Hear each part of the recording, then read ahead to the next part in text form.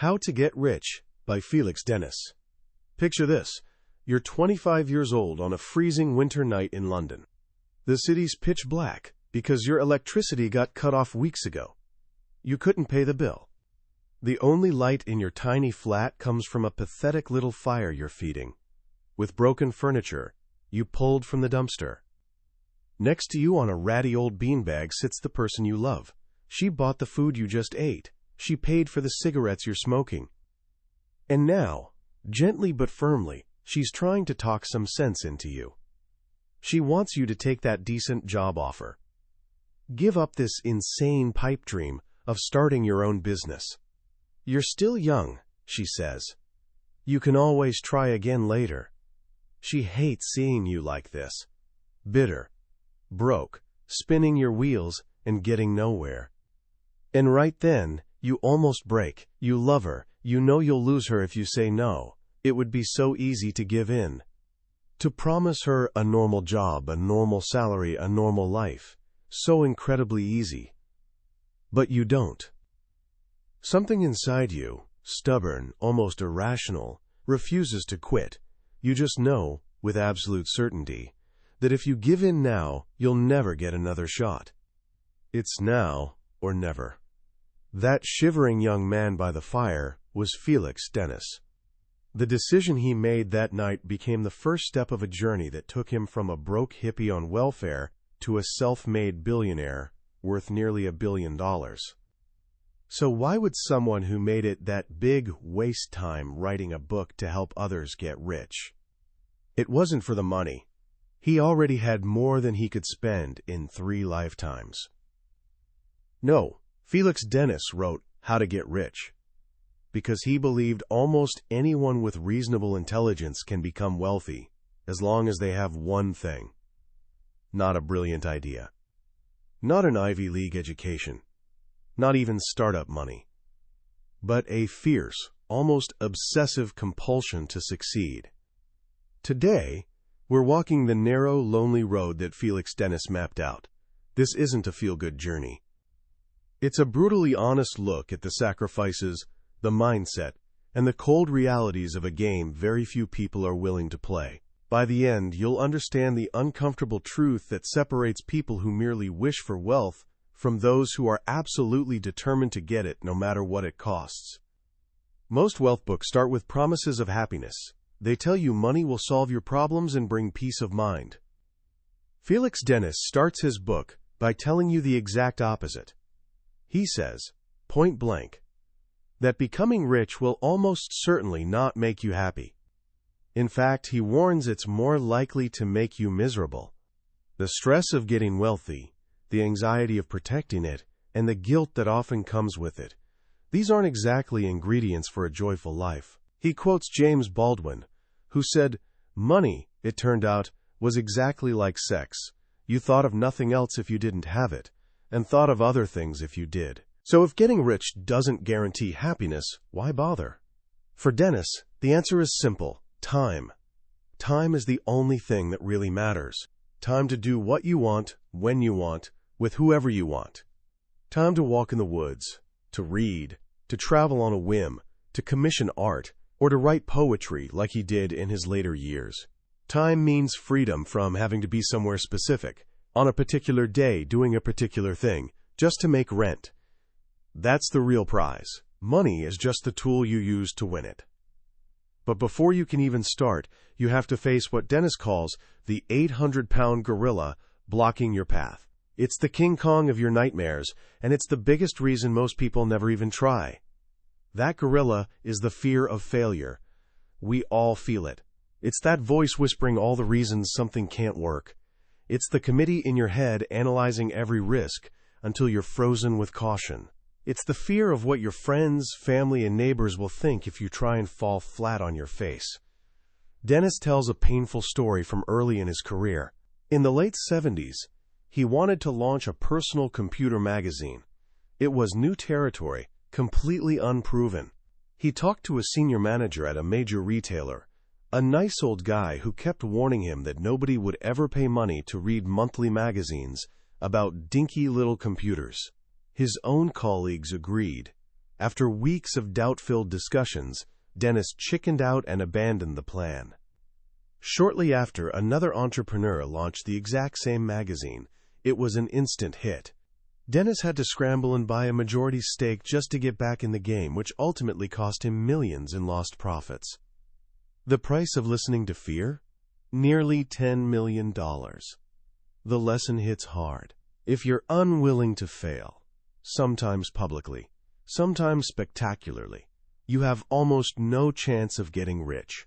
You need to develop thick skin, mental armor strong enough to shrug off the mockery that follows your failures and the envy that comes with your success. Because those three things, mockery, envy, and failure, are guaranteed. You either learn to use that fear as fuel instead of letting it stop you, or you're destined to stay broke. This brings us to one of the book's most controversial ideas. To get rich, you need to fundamentally change how you relate to the world around you. Specifically, you need to understand that team spirit is a concept designed for losers. Financially speaking, anyway. Dennis argues that team spirit is the glue employers use to bind employees together, a way to keep useful people chained to their desks without paying them what they're really worth. While you're working for someone else, you need to see it for what it is: a reconnaissance mission, an apprenticeship, a means to an end, not the end itself. In your secret heart, you can't be part of the team. You're a lone wolf, gathering intelligence, learning the landscape, waiting for the right moment to break free. He tells a fantastic story to illustrate this. In the early 80s, he launched a pop music magazine in America called Star Hits. The editor was a brilliant young guy named Neil Tennant. The magazine took off, and Neil found himself at the center of the New York music scene. He had a dream job, interviewing rock stars, flying around the world, running one of the hottest magazines in the country. Office morale was sky high. Everyone was part of a tight-knit, passionate team. One afternoon, Neil walked into Dennis's office holding a cassette tape. "Felix, I'm leaving Star Hits. I've been working on some music, and I think I have a real shot." Dennis was stunned. He tried everything to make him stay. He offered more money. He talked about the magazine's bright future. Then he played his final card. He reminded Neil how disappointed and let down his editorial team would be. The team he'd built. The team that depended on him. Neil didn't budge. He knew team spirit was a terrible reason to abandon his own dreams. He left, and shortly after, his band, the Pet Shop Boys, became global superstars. He even made the front cover of Star Hits, just like he'd promised. The lesson? If you want to be rich, your loyalty has to be to your own path. People who will never be rich may not, subconsciously, want you to become rich either. Your success highlights their lack of risk-taking. You can't be one of the boys or believe you and your boss are in this together. If you do, you'll only succeed at making other people rich. This mindset is critical because once you've cut loose from the pack, you face your next big challenge, the search. What business do you actually get into? Where's the money? Here, Dennis reveals another trap that snares wannabe entrepreneurs, the myth of the great idea. He says it plainly: ideas are worthless. Good ideas are a dime a dozen. Actually, more like a penny a dozen. We've all had them. A clever app, a new service, a solution to a common problem. But ideas alone will never make you rich. Execution is 1,000 times more important. If the execution is perfect, it barely matters what the idea is. The world is full of people who had a great idea and are now broke. It's equally full of people who took a simple, even boring idea and executed it with relentless perfection and are now fantastically wealthy. Ray Kroc, the founder of McDonald's, didn't invent the hamburger. He didn't even invent fast food. There were thousands of burger joints in America when he started. What he did was execute a simple plan with obsessive focus, standardize the food, franchise the outlets, ensure cleanliness and speed, and market the experience relentlessly. It was the implementation, not the idea, that built an empire. Dennis is ruthless on this point. if you want to get rich, don't sit around waiting for inspiration. Just get busy getting rich. This leads to a powerful corollary. If your own ideas aren't the key, then never be ashamed to copy winning ideas from others. He calls the failure to do this the "not invented here" syndrome, and it's one of the biggest reasons companies fail. He shares a painful story of his own. In the 90s, the video game magazine market was exploding. A rival company, Future Publishing, came up with two brilliant strategies. First, they paid huge money to secure the rights to be the official magazine for platforms like Sony PlayStation. Second, they started including free, playable games on discs with their magazines. Dennis found the idea of publishing a magazine he didn't truly own, one licensed from a hardware giant, off-putting. He also balked at paying millions in advances, so his company, Dennis Publishing, stuck to producing unofficial magazines. They tried to compete but couldn't get the top-tier games for their cover discs. Readers didn't care about the magazine's content as much as they cared about the free game. The result was a bloodbath. Future Publishing destroyed them. For years, Dennis's company bled money, stubbornly trying to make their own strategy work, refusing to admit their rival had found the winning formula. They got crushed because they refused to copy. The original isn't always the greatest. If you want to be rich, watch your rivals, and when they find a winning strategy, copy it, improve it, and execute it with more intensity than they can. So you've got the right mindset. You're focused on execution, not just ideas. Now comes the most brutal part of getting started, getting money. Dennis is painfully honest about this phase. He calls it the worst part of getting rich. Nothing is more humiliating or soul-crushing than going around with your hand out, begging for money. Everyone who starts from nothing has to do it, and everyone hates it. This exhausting, miserable search is what separates the wannabes from the people who actually make it. He outlines the main sources of capital. There are the sharks, credit cards, and high-interest lenders. Avoid these like the plague. Then there are the dolphins, venture capitalists. They'll give you money, but at a steep price. They demand a huge chunk of your company and obsess over a quick sale to satisfy their own investors. Doing business with them is making a deal with the devil. You might make your first million, but you'll make them many more, and you'll almost certainly lose control of your own company. So where did Felix Dennis get his start? He swam with the fishes. The fishes are small, often overlooked sources of capital. Friends, relatives, suppliers, vendors, ex-employers, and friendly bank managers. They're people who might help, not with huge sums, but with small acts of trust that can collectively create the seed money you need. His own story is masterful. In 1972, he started his first publishing company with £100. He had no money to pay his lawyer, so he charmed him into helping for free. He convinced a friend to join as a director for almost no salary. They borrowed office furniture from a defunct magazine. He sold his personal record collection to get just enough cash to talk to printers. But the printers wouldn't print his first comic book without guaranteed payment. This was the big obstacle. So he went to his distributors, a small company run by two guys named Brian and Charlie. He asked them to write a letter to the printer. The letter didn't guarantee payment, but promised the printer would be first in line to get paid from sales revenue. It was a simple gesture of trust. It worked. The printer agreed.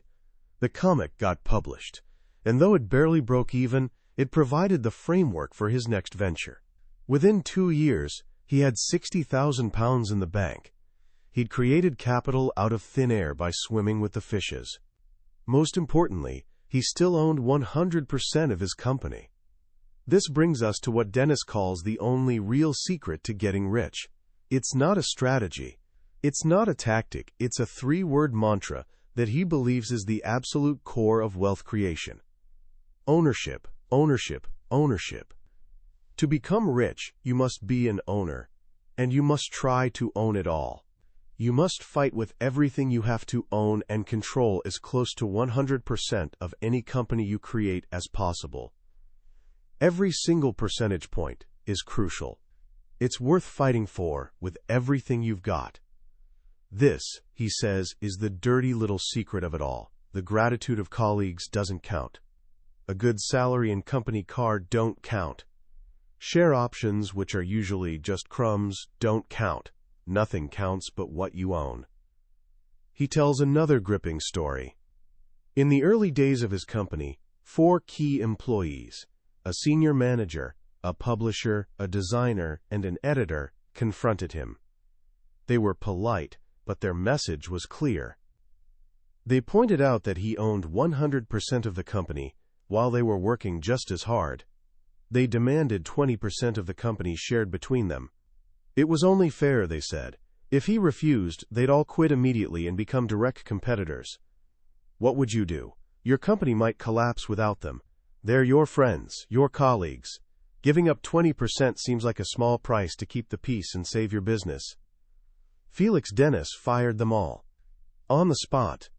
He said he'd run the entire company himself, write the articles, design the pages, answer the phones, before he'd give away a single share.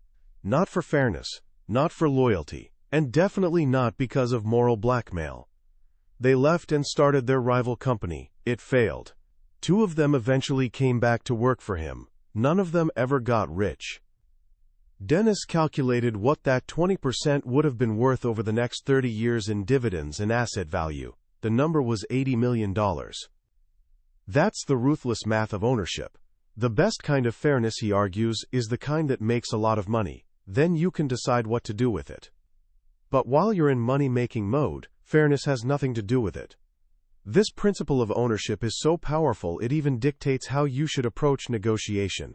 Here, Dennis introduces another famous analogy: the elephant and the flea. You, as a startup entrepreneur, are the flea. The big established corporation in your industry is the elephant. The elephant is powerful, but has a weakness. It has a master, an unforgiving institutional investor. This master demands growth and is terrified of missing the next big thing. Your tiny company, the flea, might be that next big thing. The elephant worries that his master will hear about your idea and punish him for not thinking of it first. So the elephant comes to you, not because he wants to, but because fear of his master drives him. And the day he comes calling is when the fun begins. Dennis recounts the most important negotiation of his life. In 1981, his magazine, Personal Computer World, was leading an exploding new market. But a failed side project left his company desperately short of cash. An elephant, a massive publishing company called VNU, came calling. They wanted to buy his magazine. Their first offer was magnificent, far more than he'd ever dreamed of. But Dennis sensed their need was greater than his greed.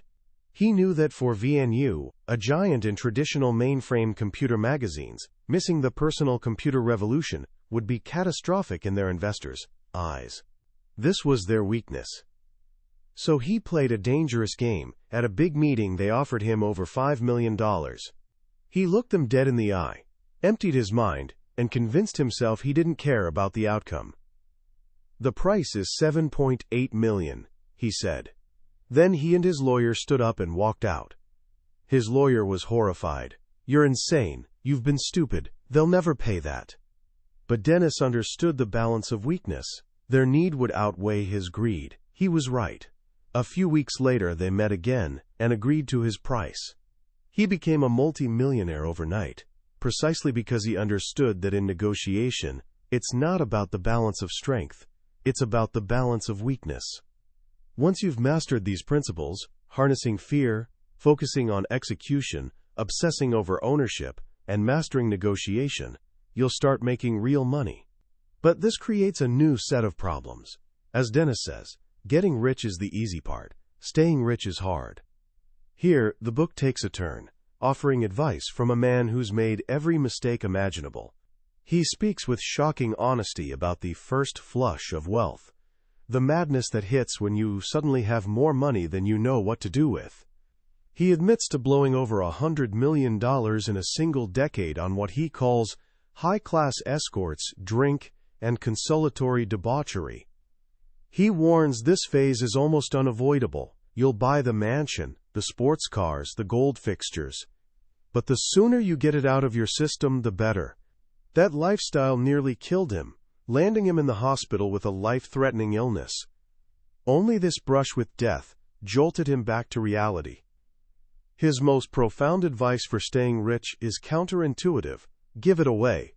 He argues that the faster you give your money away, to friends, charities, good causes, the more will flow back to you. Not because of some mystical karma, but for a practical reason. You spend less time and energy defending your pile of gold and more time making more of it. It frees you from the paranoia and fear that plague so many wealthy people. He also warns that your oldest friends are your only true friends. New people will enter your life, but you'll never know if they're drawn to you or your money. The only people you can truly trust are those who knew you before you got wealthy. Finally, he makes a passionate case for the power of delegation. To get rich, you need talent, for one thing. Identifying, hiring, and nurturing other people with talent. Specifically, people who are smarter than you. If you're the smartest person in your company, you're in deep trouble. Once you hire that talent, you must delegate. Real delegation. Give them responsibility and autonomy to do great things. Your job isn't to be the best digger in the mine, shoveling more coal than anyone else. Your job is to lead, point the way, and then get out of the way.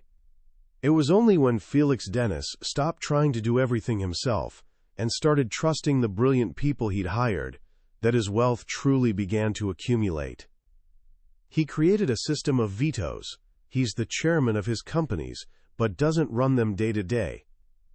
His managers are free to do whatever they want, as long as they don't violate a short list of rules, like selling a major asset or moving headquarters, without his permission. This gives him control, but also freedom. Freedom to pursue passions like planting a massive forest in the heart of England. Ultimately, How to Get Rich is less a how-to manual and more a psychological roadmap. It's about transforming yourself from prey into a predator. About understanding that wealth is a game, and to win, you must be willing to play by its brutal, often uncomfortable rules. You must be willing to cut loose from the crowd, face down your fears, and fight for every single percentage point of ownership. As he concludes, the world is full of money. Some of that money has your name on it. All you have to do is collect it. Reading How to Get Rich is like having a long, wild, sometimes shocking conversation with a wealthy, eccentric, and brutally honest uncle. Felix Dennis doesn't just give advice. He tells you stories stained with failure, regret, and the hard-won wisdom of a life lived at full throttle. What makes this book so powerful and different from almost any other wealth book is its complete lack of pretense. Dennis doesn't pretend getting rich is noble. He doesn't sugarcoat the sacrifices or psychological toll. He tells you plainly that it requires a level of focus, ruthlessness, and self-belief that most people simply don't possess, and maybe shouldn't even want. The most profound lesson for me isn't about any specific business strategy. It's about the stark difference between desire and compulsion. Many of us desire wealth. We fantasize about what we'd do with the money. But desire is fleeting. It's a wish that floats away when reality arrives. Compulsion is different. Compulsion is a fire in your gut. It's the engine driving you when you're exhausted, when you've failed, when everyone's telling you to quit. Dennis forces you to look in the mirror and ask yourself honestly, do I have that compulsion, or am I just a wannabe? His mantra of ownership, ownership, ownership is a truth that cuts through all the noise of modern business culture. In an age of collaborative economies and team-oriented success, his message is a cold, hard reminder that in the game of wealth, the person who owns the assets wins. It's not about being fair. It's about understanding the rules of the system. But the book isn't without soul. For all its talk of being a predator and a killer, there's a deep undercurrent of humanity. His ultimate conclusion, that the purpose of getting rich is to buy yourself time to pursue your passions and then to give the money away, is a beautiful and surprising resolution. It reframes the entire quest. It suggests that accumulating wealth isn't the endgame. It's merely a phase you must pass through to achieve true freedom. So how can you start applying these lessons today? First, analyze your need. Take a piece of paper and write down why you want to be wealthy. Is it a vague desire for comfort, or is there a burning specific reason? A compulsion? Be brutally honest.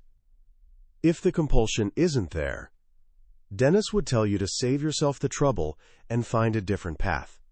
Second, start practicing the art of execution. Pick one small, simple idea. Doesn't have to be a business. Could be a personal project. Instead of just thinking about it, spend the next week ruthlessly executing it. Focus on the doing, not the dreaming. This builds the muscle of execution, which is far more valuable than the muscle of ideation. Third, begin seeing the world through the lens of ownership.